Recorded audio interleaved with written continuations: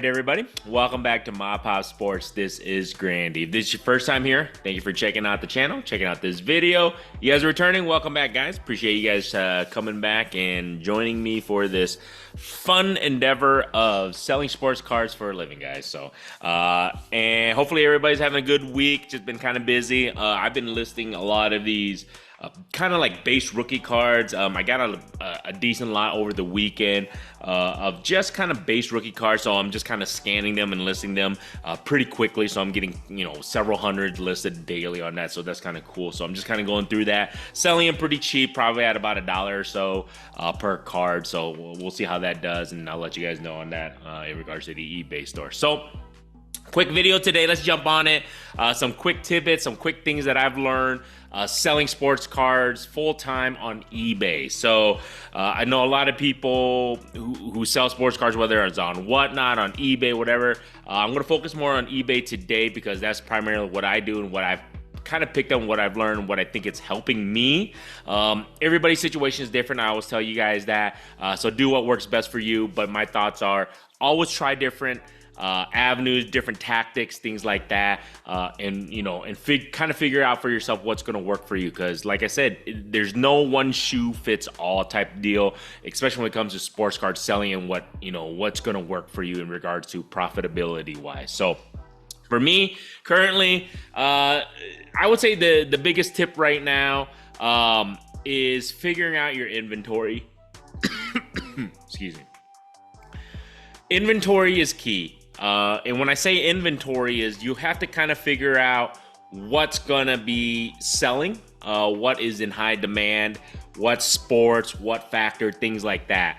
The biggest thing is right now is, what rookie, what style, what brand of cards are people looking for, what inserts or, people are looking for, kind of fine tune that and figuring out what people are wanting more. So if you can kind of figure that out, you can kind of figure out what kind of inventory you're going to be searching for when you're purchasing lots or buying cards, things like that.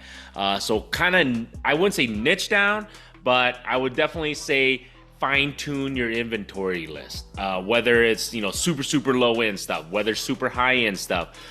Me currently, I'm feeling like my niche is anywhere between the $2 per card value wise to about $50 cards. So about that mid is where I'm figuring out.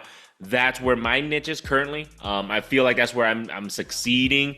And then on top of that is grading those valued cards anywhere between the $2 to the $50 range. It will add value when I'm grading those specific cards to a certain amount that it gives me a good amount of profitability. I can't go super high end quite yet. If you guys are joining, you're wondering. I just don't have the capital to do that currently. But that's my niche. So figuring out your inventory. I'm focusing more on that mid-range area now, so I'm going to continue to do that through the end of this year. If I can slowly move up a card or two into the higher range, yes, I'm going to do that. If I can do that, if it makes sense. When I say it makes sense, anything from the pricing of the cards, or the player and the situation, type of deal. So those are the things. Figuring out your inventory is super key, especially eBay store. You can list 1 billion cards, but if it's inventory that people don't want, it's not going to sell. Don't care how cheap you have it because you keep it, go look it up. There's millions and millions of listings of any specific card. So that's the key about your inventory. And just finding out the rare stuff. Rare stuff is always good too. The stuff that, super short print types cards, or just rare cards of a specific players. You got to keep in mind, for the inventory wise, that scarcity. So type of deal. So definitely work on that.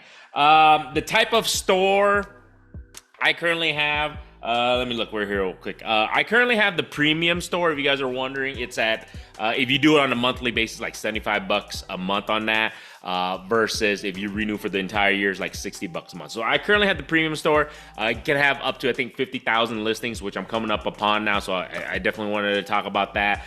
That is the current store I'm at. I highly recommend anybody who's starting this. I started at the free one. I think you have up to 250 listings. Build it up. And then I think the next one is like the basic store. I think that gives you, I think that's like $22 or whatever a month. And then it goes up to the premium store, which I have at about 50,000 listings. And then it goes up to 75,000 for the anchor store, I believe. But the anchor store is not going to make much sense to me. The reason being is I think I told you guys this. I think the anchor store is like $300 a month. So to add an additional 25,000 listings, it's going to be an additional almost 100, or what is it, like 200, what is it, 240, my math is $240 a month. Doesn't make sense. Opening a second store is probably going to be my best bet. I think that's what I'm going to do.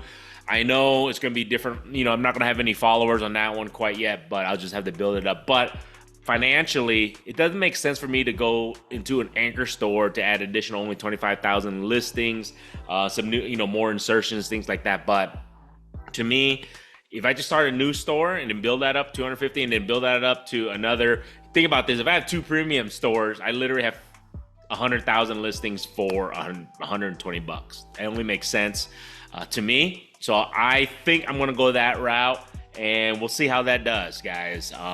Currently, I highly recommend anybody, just like I said, start listing. And I think I had some people who were asking me, I can't get enough listings, my monetary. If you keep listing and you keep selling, they'll expand your limit, guys. I can't even list enough right now. I have hundreds and hundreds of thousand ability to list, and hundreds of $1,000s I can make revenue wise.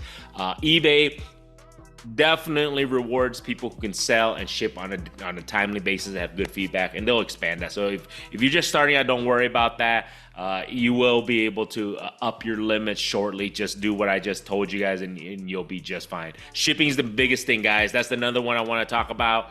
I feel like shipping timely wise is definitely beneficial to helping you get, number one, get good feedback, which entails leads to more sales, which entails leads to more eyes onto your store, which entails keeps happier business and brings return customers. So shipping is critical. Everything from the packaging of it, everything from the timely manner. I think that's the biggest thing. As anybody knows, we live in a world where it's instantaneous gratification. Now, buying off eBay is not instantaneous, okay? It's only instantaneous, if you go to the store and buy it. So that is the biggest thing, is that you try to ship as I try to ship next day. I started when I first got into this, doing this full time.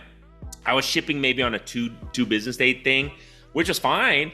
But however, I felt like I get better feedback. I get better returning customers when I ship next business day. So I've been doing that.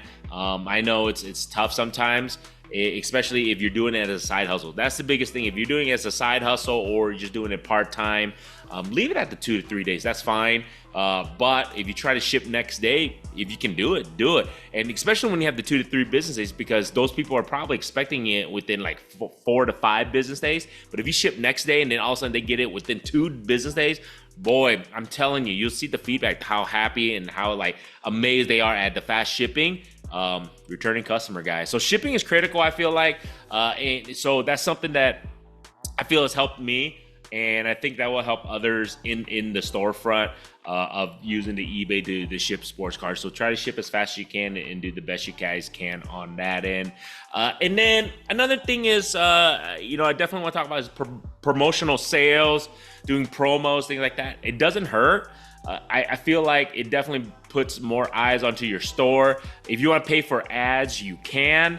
Do I feel like a big beneficial when I promoted items or whatever my store for ads and I paid for that? I mean, in reality, I didn't jot down the numbers just to track the sales. I probably could go back, because eBay does have a good tracking system on that, and see what kind of sales I did or made during a promo. But I felt like it was all about the same.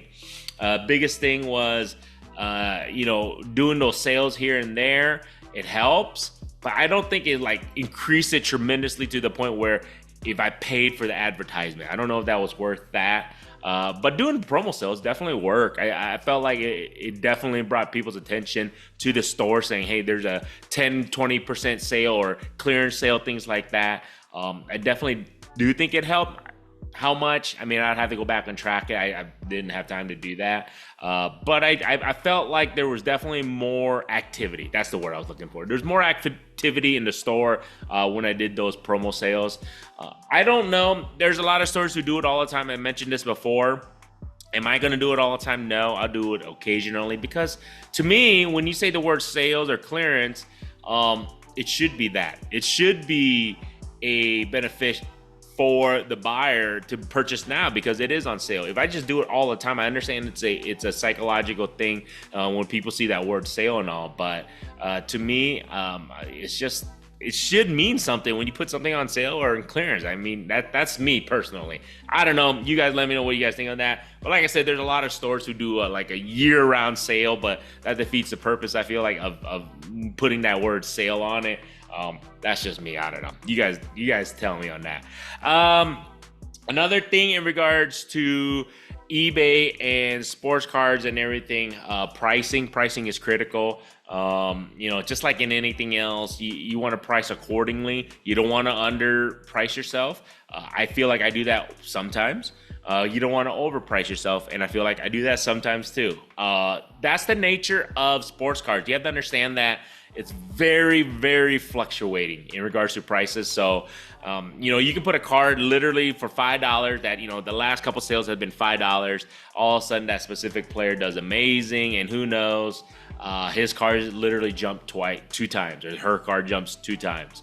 And then you feel like you lost out on money. Don't worry about that. That's the thing about sports cards. I feel like you should pricing it accordingly once you list. After that, it's going to fluctuate up and down, up and down. You do the sales, you kind of figure it out, and just kind of understand that you try to price accordingly. Do those sales whenever you can when stuff is not moving. And then on top of that is try not to undercut yourself, try not to overprice it. You can only do what you can. And especially when you get to like 40, 50,000 listings, 20, even 10,000 listings, it's so hard to go back and reprice things. I mentioned this many videos ago. I try to do that on my slabs at least quarterly. I'm still doing that as much as I can whenever I have time, is just go back and reprice my higher end stuff, my slabs, things like that. But in regards to raw cards, it's just too hard to go back and reprice things. So try to do sales. I think that will be your best bet in regards to hopefully that pricing can fit that and you can move it. But there's so many millions of listings already. So I highly recommend, just be as aggressive you can on pricing whenever you can on that, but just kind of be smart about that.